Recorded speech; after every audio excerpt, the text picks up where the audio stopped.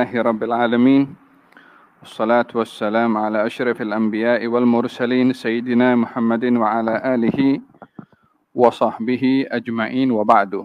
قال الإمام ابن عطاء الله السكندري في كتابه الحكم نفعنا الله به وبعلومه في الدارين آمين. الحكمة الثالثة والثلاثون بعد المئة حكمة ke-133. لو أنك لا تصل إليه إلا بعد فناء مساويك ومحو دعاويك لم تصل إليه أبدا، ولكن إذا أراد أن يوصلك إليه غطى وصفك بوصفه ونأتك بنأته فوصلك إليه بما منه إليك لا بما منك إليه. Ini apa? Nak paham kata-katanya karena diulang beberapa kali. Karena terkadang orang paham lafaz tak paham maksud. Karena terlalu dalamnya makna yang ada pada lafaz. Katanya begini. Andai kamu tidak boleh sampai kepada Allah dengan ma'rifah, dengan kenal, merasa dekat, itu maksudnya sampai kepada Allah. Sampai kepada Allah maksudnya kita dekat dengan Allah, mempunyai ma'rifah, hubungan yang kerohanian yang indah dengan Allah, kemantapan dalam keyakinan dengan 3 peringkatnya, ilmu yaqin, ainul yaqin, dan juga haqqul yaqin, itu yang dimaksudkan dengan ma'rifah. Lau annaka la tasulu ilaihi, jika atau andai sesungguhnya kamu tidak boleh sampai kepada Allah, yakni kenal kepada Allah, dekat dengan Allah, melainkan dengan fana, dengan hilangnya masawika, keburukan-keburukan kamu, wa mahwi da'awika, atau terhapusnya dakwahan kamu. Ini kalau orang mau menyangka saya boleh sampai kepada Allah setelah saya fana daripada diri saya sendiri, daripada sifat saya. Atau setelah fana hilang daripada saya sendiri, dakwahan saya. Lam tasil ilaihi abadan, maka kamu tak akan sampai kepada Allah selama-lamanya kalau itu pemahaman kamu. Kalau kamu ingin sampai kepada Allah dengan rasa fana daripada dirimu sendiri, yakni dari keinginannya, sifatnya, maka kamu tak akan sampai kepada Allah. Kalau cara memahaminya kamu begitu. Walakin idza arada an yusilaka ilaihi, tapi kalau Allah yang berkehendak untuk menyampaikan kamu kepada Dia, bukan lagi kamu yang ingin sampai, tapi Allah yang mahu membimbing kamu untuk sampai kepada dirinya. Maka ghatta wasfaka biwasfihi, Allah akan menutupi sifat kamu dengan sifatnya Allah. Wa na'taka bina'tihi, dan Allah akan menutupi sikap kamu dengan sikapnya Allah. Ini susah namanya. Fawasalaka ilaihi, dan Allah akan membimbing kamu untuk sampai kepada zatnya dengan apa? Bima minhu ilaika, dengan apa yang akan Allah beri kepada kamu. La bima minka ilaihi, bukan daripada apa yang kamu boleh buat kepada Allah. Kalau kamu mendakwa ingin sampai kepada Allah dengan rasa fana daripada sifat-sifat kamu, maka kamu tak akan sampai kepada Allah. Tapi kalau Allah berkehendak untuk menyampaikan kamu kepada Dia, maka Allah akan menutupi sifat kamu tetap ada, bukan hilang, bukan tak punya keinginan, bukan tak punya sifat, tetapi ditutupi sifat kamu dengan sifatnya Allah, sikap kamu dengan sikapnya Allah, sehingga kamu akan sampai kepada Allah dengan Allah bukan dengan kamu. Manusia ini mempunyai sifat-sifat dan dakwahan-dakwahan. Sementara hakikat manusia bila meletakkan ketergantungannya kepada sifatnya untuk dia sampai atau memiliki sifat tersebut dengan dirinya, maka pada hakikatnya dia telah menyekutukan Allah dengan dirinya sendiri. Kalau manusia itu mengatakan, saya punya keinginan, bukankah dia secara tanda petik ya, bukankah dia juga menjadi syirik kepada Allah karena Allah juga maha berkehendak dan berkeinginan? Jadi kalau Allah maha berkeinginan, siapa boleh menyaingi Allah pada keinginannya? Tapi adakah manusia boleh mengatakan, saya tak punya keinginan? Mana ada manusia tak ada keinginan?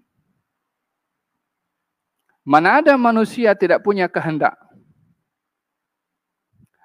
Mana ada manusia tidak mempunyai sifat-sifat yang kalau diyakini oleh dirinya itu adalah haknya atau miliknya, maka dia akan syirik kepada Allah Subhanahu wa taala. Manusia memberi, dia mengatakan saya memberi. Bukankah yang maha memberi Al-Wahhab itu adalah Allah Subhanahu wa taala? Bukankah dia syirik kepada Allah kalau mengatakan saya memberi kepada si fulan? Dengan demikian sifat yang ada pada manusia ini, bila ingin sampai kepada Allah, saya tak mahu punya keinginan. Tak ada manusia yang tak punya keinginan. Jadi kalau dia mau meyakini, saya ingin sampai kepada Allah dengan menghilangkan segala sifat-sifat yang ada pada diri saya, maka tak akan sampai kepada Allah karena manusia identik dengan sifatnya. Dan itulah ciptaan Allah pada manusia itu sendiri. Tetapi, ini yang pertama. Bahagian pertama supaya kita paham bagaimana kita sampai kepada Allah Subhanahu wa taala, karena dalam hal ini banyak orang keliru. Yang mengatakan bahwasanya apa saja yang kita lakukan itu adalah perbuatannya Allah. Kalau saya tidak sholat pun juga, kalau Allah tidak berbuat untuk saya tidak sholat, maka saya tidak sholat. Saya tak punya pilihan. Saya adalah makhluk yang apa saja Allah mahukan saya buat, dia akan buat untuk saya. Kalaupun saya tak sholat, kerja dia. Kalau dia mahu saya sholat, pasti saya sholat. Ada orang berkata demikian. Ada atau tak ada? Ada. Kononnya, dia sudah sampai kepada ilmu hakikah. Hakikah kepala otak, tak sholat. Kaifada? Menisbahkan ilmu yang begitu tinggi, ilmu hakikah, dengan cara pemahaman yang salah, yang batil, fahaman syaitan. Macam mana dikatakan dia sampai kepada ilmu hakikat dengan ilmunya syaitan? Faham? Ada orang punya keyakinan seperti itu. Beberapa waktu yang lalu, saya tak perlu sebut namanya lah, katanya ada orang yang dia mempunyai ilmu seperti ilmunya Nabi Khidir. Yaitu mengetahui hal yang tidak diketahui seperti mana tidak diketahui oleh Nabi Musa. Apa yang berlaku di masa akan datang. Maka dia mendakwa punya ilmu seperti Nabi Khidir sehingga hal-hal mungkar yang dilakukan olehnya itu orang yang tengok dia melakukan mungkar. Tapi hakikatnya bukan mungkar. Seperti mana Nabi Musa nampak Nabi Khidir melakukan membunuh budak kecil, melubangi perahu yang sedang menumpangkannya. Itu kan perkara yang secara zahirnya adalah perkara yang salah. Perkara yang mungkar. Dia mencabuli muridnya sendiri. Atau dia melakukan hal yang mungkar dengan pakaian agamanya. Ini adalah ilmu yang kamu tidak tahu. Ini adalah ilmunya Nabi Khidir yang orang tidak tahu. Orang pun percaya juga, murid-muridnya percaya. Faham dong? Supaya difahami dengan sahih berkenaan dengan ilmu hakikah. Maka dalam hal ini berbicara tentang bahagian yang pertama, yaitu seseorang itu tidak boleh lepas daripada sifat yang sudah Allah Subhanahu wa taala jadikan semula jadi pada manusia itu sendiri. Sifat keinginan, dan sifat menolak. Suka, tidak suka. Itu sifat yang ada pada manusia. Dan tidak boleh lepas manusia dengan sifat itu. Kalau tidak, manusia tak punya pilihan dengan sifat itu. Kalau tak punya sifat itu. Akan tetapi yang perlu diatur adalah bagi orang yang berinteraksi dengan sifatnya, dengan apa yang dimahukan oleh Allah pada sifat orang itu. Hatta terkadang apa yang diinginkannya berlaku di luar keinginannya. Dan yang tidak diinginkannya berlawanan dengan sifatnya yang tidak menginginkan. Orang tak mau miskin, Allah kasih dia miskin. Orang tak mau kaya, Allah kasih dia kaya. Orang minta sehat, Allah kasih dia sakit. Orang minta sakit, Allah kasih dia sehat. Berlawanan dengan apa yang diinginkannya.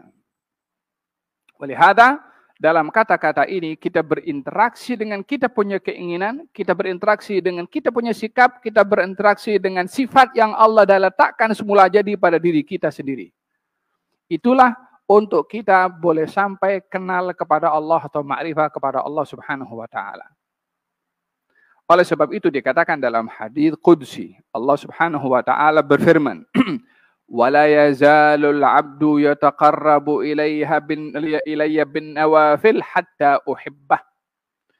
Hambaku itu beramal mendekatkan diri kepada aku sehingga aku sayang pada dia.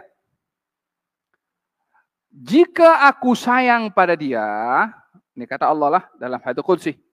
Jika aku sayang pada dia, kuntu sam'ahu. Aku pendengarannya. Alladhi yasma'u bih, yang dia manusia itu mendengar. Dia bukan menggunakan pendengarannya Allah. Mana boleh Allah digunakan pendengarannya sementara dia Tuhan? Aku pendengarannya ketika dia manusia mahu mendengar. Aku penglihatannya ketika manusia itu mahu melihat dengan pandangannya. Aku tangannya yang manusia itu mahu menggunakan tangannya. Aku kakinya, kata Allah, yang manusia itu mahu menggunakan kakinya. Apa maksudnya Allah mengatakan aku telinga, aku mata, aku tangan, dan aku kaki? Mungkin sebagian orang mengatakan macam mana Allah mengatakan kaki? Allah pada kaki manusia. Secara zahirnya akan menjadi muskilah kalau difahami seperti itu. Maksudnya manusia tetap akan menggunakan sifatnya pada pendengaran untuk mendengar. Tapi pendengaran sesuai dengan apa yang Allah mahukan dia mendengar. Manusia akan menggunakan matanya untuk melihat. Tetapi sesuai dengan apa yang Allah mahukan pada dirinya untuk menggunakan matanya. Sehingga daripada sekian banyak sesuatu yang diboleh didengar oleh telinga. Dan segala sesuatu yang boleh dilihat oleh mata. Yang tak semuanya baik dan tak semuanya tidak baik, dia boleh memilih yang mana yang baik bukan karena sedap untuk didengar. Suara itu mungkin sedap didengar dan telinga itu boleh menikmati indahnya suara. Tapi kalau suara itu memuji perempuan yang bukan muhrim ataupun cerita pasal indahnya khamar, dengan kata-kata bait-bait yang begitu indah, indahnya kata-kata dan suara mungkin menikmati telinga untuk mendengar, tapi Tuhan kata yang seperti ini tak boleh, maka dia walaupun mendengar suara yang indah, konten sastra yang bagus, tapi karena bertentangan dengan kehendak Tuhan, dia tak mahu mendengarkan pendengaran apa yang didengar walaupun indah. Apa sebabnya? Bukankah dia seronok ketika mendengarkan suara yang indah? Ya, tapi Tuhan tidak ridha. Maka dia akan tutup telinganya untuk mendengar. Dia melihat dengan pandangan yang macam-macam dilihat. Lihat aurat dan macam-macam. Mungkin ketika melihatnya seronok mata untuk tengok. Tapi Allah kata ini tak boleh untuk kita melihatnya. Bukankah mata lagi enjoy? Tuhan kata jangan. Maka keinginannya pada mata untuk enjoy melihat aurat terhalang karena Allah berkehendak dia menggunakan matanya bukan pada tempat yang dirinya atau syahwatnya atau dia mahu, tapi yang Allah mau. Ini orang yang dikatakan orang yang sampai kepada Allah Subhanahu wa taala. Sama juga pada tangannya, sama juga pada kakinya. sehingga tidak digunakan kaki ini dan tangan. Dia nak gunakan kakinya atau nak gunakan tangannya. Hal-hal yang mudah dia boleh menggunakannya, hatta kepada hal-hal yang haram. Tapi tak akan gunakan tangannya disebabkan oleh karena sifat yang ada pada tangan, sifat yang ada pada kaki, sifat yang ada pada mata, sifat yang ada pada telinga digunakan olehnya dengan apa yang Allah mahu, dengan sifat yang Allah mahu kepada dia untuk menggunakannya, bukan kepada dirinya yang ingin menggunakan pada mata, telinga, tangan, dan juga kaki. Kenapa Allah iringkan pada hadis ini, aku tak pendengarannya, aku adalah matanya, aku adalah tangannya, dan aku adalah kakinya. Demikian maksud daripada kata Allah itu akan menyampaikan dia kepada Allah Subhanahu wa taala dengan menutupi sifatnya dengan sifat Allah dan sikapnya dengan sikapnya Allah Subhanahu wa taala, bukan karena sifat dan sikap yang ada pada manusia, tetapi daripada bimbingan dari Allah Subhanahu wa taala. Oleh hada dikatakan di sini, lan yasil al-wali ila Allah taala hatta tanqati anhu syahwatul wusul ila Allah. Wali itu tak boleh jadi wali kecuali dia tidak ada keinginan syahwat untuk sampai kepada Allah Subhanahu wa taala. Tak boleh berkeinginan, siapa tak ingin sampai kepada Allah Subhanahu wa taala, tapi sudah punya rasa keinginan itu, bila dia based on keinginannya sendiri, maka dia telah menyekutukan Allah dengan keinginannya. Sementara Allah berfirman dalam hadis, abdi anta turid wa ana urid. Hambaku, kamu punya keinginan, aku juga punya keinginan. Bukankah sifat Allah itu yang maha berkehendak? Bukankah manusia juga punya kehendak? Bagaimana kita akan menyesuaikan kita punya kehendak dengan kehendaknya Allah untuk kita tidak syirik kepada Allah pada sifat kehendak? Kita tahu syirik hanya pada riak sahaja. Katanya riak itu syirik kecil. Apa sebab? Sebab kita menunjuk-nunjuk kepada orang lain dalam kita punya amal ibadah. Sementara ibadah untuk Allah Subhanahu wa taala. Kalau kita menunjuk-nunjuk untuk orang, maka kita menyekutukan Allah dalam kitanya ibadah karena kita menunjuk-nunjuk kepada orang. Sama juga hal yang kita buat bila dilakukan bersama dengan Allah yang lain daripada Allah, termasuk pada keinginan, boleh jadi syirik juga. Jadi bagaimana kita akan melepaskan diri untuk tidak tergelincir kepada syirik kepada Allah, hatta ke atas keinginan kita. Yaitu kita tidak ada rasa independen dengan kita punya keinginan. Yang kalau kita tak sampai kepada apa yang kita inginkan, tak berubah kita punya sikap kepada Allah. Tapi kalau dah kata, aku dah buat qiyamul lail, kenapa tak sembuh juga? Aku dah buat doa selamat bagi anak yatim, makan, minum semua, aku dah menyumbang banyak. Kenapa tak diberikan juga apa yang kau inginkan? Sifat seperti ini adalah dia lebih bergantung dan meletakkan ketergantungannya kepada keinginannya berbandingkan kepada apa yang diinginkan oleh Allah Subhanahu wa taala, sehingga dia mahu apa yang diinginkan tercapai. Dia telah bergantung, bersandar, meletakkan keyakinannya kepada keinginannya berbandingkan kepada keinginannya Allah Subhanahu wa taala. Ini sukar ya untuk dilalui, tapi kita diajar seperti ini untuk kita bermuhasabah. Bagaimana kita berinteraksi dengan Allah Subhanahu wa taala. Oleh sebab itu dikatakan dalam bait, katanya siapa? Kata Ibn Athaillah Sakandari, katanya dia mengatakan begini, "In kan wala budda min at-tadbir fadabbiru an la tudabbiru." Kalaupun kamu mesti merancang atau berkehendak untuk merancang, merancanglah untuk kamu tidak merancang.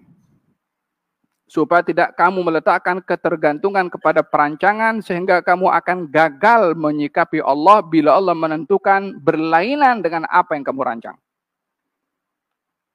Sementara kita adalah hamba yang diatur oleh Allah Subhanahu wa taala. Bukan hamba yang mengatur Allah Subhanahu wa taala. Kita kena yakin status antara kita dengan Tuhan. Siapa sebenarnya Tuhan dan siapa sebenarnya hamba. Bila kita tidak rasa puas hati dengan apa yang ditentukan oleh Tuhan, dalam hal ini macam kita lebih tahu daripada Tuhan apa yang patut kita dapat berbandingkan Tuhan yang menciptakan kita. Ada berkenaan dengan kata-kata hikmah yang ke-133. Oleh hada dalam Al-Quranul Karim, Allah Subhanahu wa taala ketika menceritakan tentang peristiwa umrahnya baginda Rasulullah sallallahu alaihi wasallam pada bulan Dzulqa'dah. Nabi ini pergi umrah. Setelah Nabi bermimpi, Nabi bermimpi pergi masuk ke tanah suci Mekah. Dan hal ini direkod oleh Allah dalam Al-Quranul Karim, laqad sadaqallahu rasulahu ru'ya bil haqq la tadkhuluna al-masjidal haram insyaallah aminin. Kamu telah benar melihat mimpi daripada Allah, kamu akan masuk Masjidil Haram dalam keadaan aman. Maka Nabi berkeinginan untuk pergi masuk ke Masjidil Haram. Nabi kumpulkan sahabat. Katanya, aku bermimpi pergi masuk Masjidil Haram dalam keadaan aman. Maka aku nak pergi. Maka sahabat ikut dengan Nabi. Sampai di Hudaybiyah. Orang-orang Mekah halang Nabi untuk masuk. Katanya kalau masuk akan berlaku pertumpahan darah. Al-Muhim, Al-Khulasah secara singkat, Nabi mengambil keputusan, jom kita balik. Sahabat kata, ya Rasulullah, kamu kan mimpi. Katanya, mimpi kamu itu daripada Allah Subhanahu wa taala. Betul? Mimpinya Nabi itu wahyu. Benar? Wahyu itu pasti benar. Ya, benar. Lalu kenapa kita mesti balik? Bukankah mimpinya masuk, bukan mimpinya balik? Hakikat yang diambil oleh Nabi pada ketika itu, jom balik. Mimpinya masuk. Bagaimana kita mau menyikapi dengan keadaan di mana apa yang kita inginkan dan kita harapkan, lebih-lebih lagi kalau itu adalah sangat-sangat kita harapkan, yang terjadi di luar apa yang kita harapkan. Rasa di dalam ini terhadap ketentuan itulah yang menentukan kita punya kedudukan pada Allah. Kita dekat atau sebaliknya. Nabi mengatakan, kita pasti akan masuk. Saya kata kepada kamu akan masuk. Tapi saya tak kata masuk kepada kamu tahun ini. Tak dapat hari ini, mungkin besok. Tak dapat besok, mungkin lusa. Tak dapat lusa tahun depan. Tak dapat tahun depan 10 tahun lagi. Tak dapat di dunia, di akhirat. Pastinya yang Allah janjikan pasti akan didapat. Kalau bukan cepat atau lambat, juga di akhirat pasti akan diberi. Keyakinan seperti ini nih yang perlu kita ada antara kita dengan Allah Subhanahu wa taala bila kita terhalang untuk dapat apa yang kita inginkan. Akhirnya diberikan oleh Allah Subhanahu wa taala 2 tahun kemudian, bukan hanya boleh pergi ke Mekah, tapi kota Mekah jatuh ke tangan baginda Rasulullah sallallahu alaihi wa ala alihi wa sahbihi wasallam. Idan, dengan demikian arti daripada seorang itu sampai kepada Allah Subhanahu wa taala adalah bila berinteraksi dengan sifatnya dan keinginannya dengan apa yang dipandu dan dibimbing oleh Allah pada sifat dan juga pada keinginannya. Wallahu taala alam bis-shawab. Kita akan sampai pada hikmah yang berikutnya. Hikmah yang ke-134. Katanya, laula jamilu satrihi lam yakun amalun ahlan lil qabul. Kalau bukan oleh karena indahnya penutupan Allah pada amal kamu, maka amal kamu tak layak untuk diterima. Kalau bukan oleh karena indahnya penutupan Allah atas amal kamu, maka amal kamu tidak layak untuk diterima atau dikabulkan oleh Allah Subhanahu wa taala. Kata-kata berbicara tentang qabulul amal. Qabulnya amal bukan berbicara tentang amal. Katanya, liyakun hammuka, hendaklah kamu lebih risau akan qabulnya amal berbandingkan kamu concern dan risau akan banyaknya amal. Sikit makbul lebih baik daripada banyak ghair makbul. Karena yang menjadi ukuran kepada amal di sisi Allah yang diterima bukan karena banyak. Kalau ukuran amal itu pada banyak, iblis adalah orang yang makhluk yang paling banyak beramal. Jika ukuran amal pada banyak, tapi ukuran amal pada kabul, ukuran amal pada kesan amal kepada diri kita dengan muamalah kita dengan Allah Subhanahu wa taala, itulah yang perlu kita tengok daripada kesan amal. Kita akan bahas pada pertemuan yang akan datang insyaallah. Sallallahu alaihi wasallam Muhammadin wa ala alihi wasallam. Alhamdulillahirabbil alamin.